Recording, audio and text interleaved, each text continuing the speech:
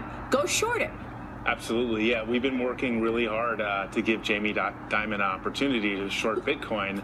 And anybody who says that, it's a fraud or a bubble, you can go now, put your money where your mouth is, and bet against it. Yeah, I mean, talk is cheap, and that's right. Now you can actually, like Cameron said, you can bet against this. So we encourage Jamie Dimon, we encourage him to personally bet against this Bitcoin, take JP Morgan's balance sheet, bet against Bitcoin.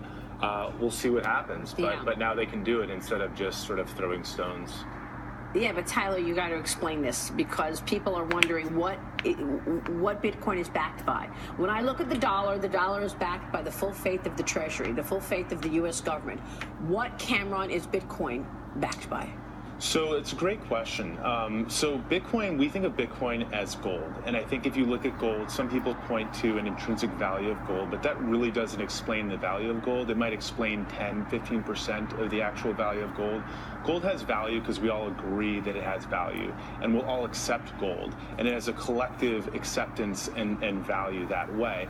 Bitcoin, in addition to being increasingly accepted around the world and more people coming into the system by the day, has the mining network, which is one of the largest computer networks in the world, and it's backed by cryptography. A lot of people would look at the US dollar or government-backed currencies and say a government has counterparty risk. The average lifespan of a currency is roughly 27 years. Look no further than the Zimbabwe dollar. They have, I think, $1 trillion bill, or Venezuela. The history of most currencies is really terrible.